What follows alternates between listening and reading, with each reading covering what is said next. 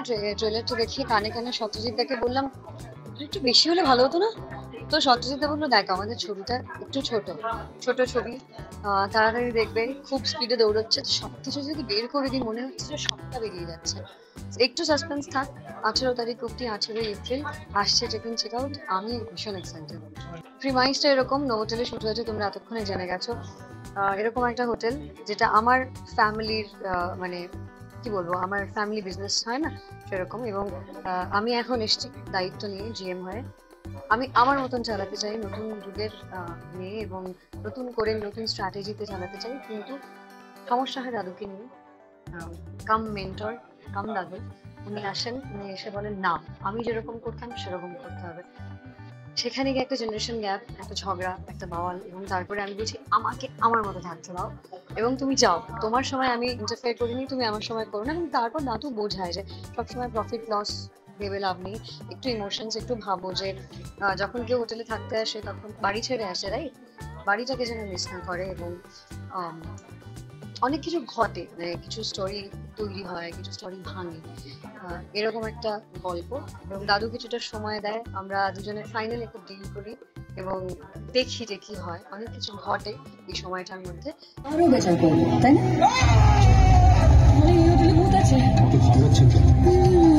তো বুঝতেই পারছেন এতদিন ধরে একটা ছবি এত কষ্ট করে পরিশ্রম করে অনেক স্বপ্ন নিয়ে তৈরি করা হয়, এন্ড রেজাল্টটা কি হবে সেটার জন্য আমরা সবাই ওয়েট করে থাকি।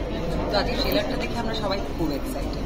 মানে 18 এপ্রিল আমাদের ছবি রিলিজ করছি চেক ইন চেক আউট। আপনারা প্লিজ আপনাদের কাছের হলে যান, গিয়ে ছবিটা দেখুন। আমাদের ছবির গানও খুব সুন্দর, সেটা আপনারা শুনতে পাবেন, দেখতে পাবেন গানের ভিডিও। আমাদের ট্রেলারটাও সোশ্যাল মিডিয়া প্ল্যাটফর্মসে প্লিজ আপনারা গিয়ে দেখুন। যাকে সব থেকে মজার ব্যাপার হচ্ছে এই ছবির প্রেক্ষাপট, মানে সেটা খুবই অন্যরকম। এখনো পর্যন্ত এরকম ছবি হয়নি এখানে, এবং ভিজুয়ালিও তো ভীষণ সুন্দর লাগছে দেখতে। এবং এইটার অনসাম্বল কাস্ট, আলাদা আলাদা বিভিন্ন বিভিন্ন চরিত্রের আলাদা আলাদা গল্প আছে এই ছবিটাতে, কিন্তু খুব ইন্টারেস্টিং। পুরো ব্যাপারটা যেভাবে একসঙ্গে এক জায়গায় হচ্ছে সেটা দেখার মতো।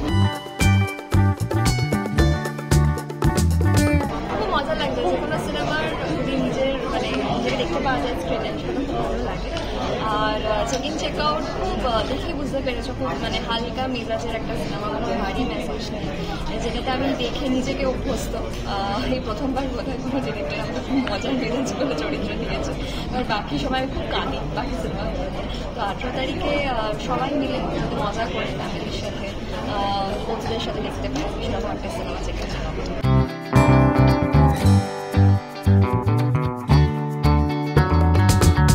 এখানে কিছু গায়ক গায়িকা রয়েছেন যাদের সঙ্গে আমি আগে কাজও করেছি, তারা অবশ্যই চেনা পরিচিত বন্ধু বান্ধব বলা যেতে পারে।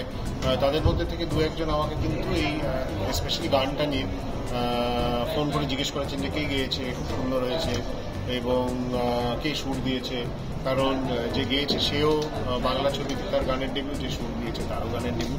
তো এইটুকুন ভালো লেগেছে। আশা করছি আমরা ছবিটা যখন রিলিজ করবো গানটা আরও মানুষের কাছে পৌঁছবে, আরও হয়তো ভালো লাগবে। আর গ্র্যান্ড ট্রেলার রিলিজ তো টেকনো ইন্ডিয়া নিজস্ব ছবি, সেখানে টেকনো ইন্ডিয়ার একটা ফেস্ট চলছে। আমার তো মনে হয় এর থেকে আর কোনো ভালো জায়গা ট্রেলার লঞ্চের জন্য অন্তত হতে পারতো না।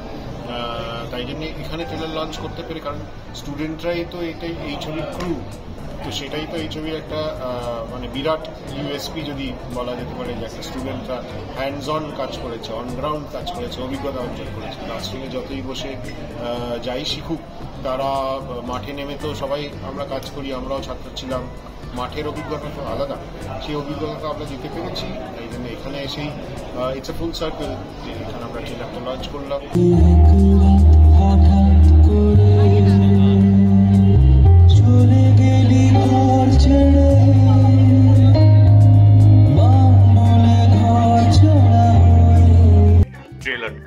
ট্রেলারটা দেখে তো ভীষণই এক্সাইটেড। এবার আস্তে আস্তে মনে হচ্ছে 18 তারিখে এগিয়ে আসছে, টেনশনও হচ্ছে, বাড়ছে ইনফ্যাক্ট টেনশন।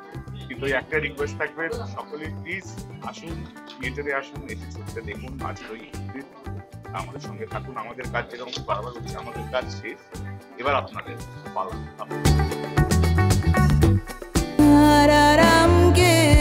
অশোকের রিপোর্ট, এস নিউজ। আচ্ছা স্যার, আপনার কি আর কোনো বক্তব্য আছে? আনন্দ আছে, দুঃখ আছে।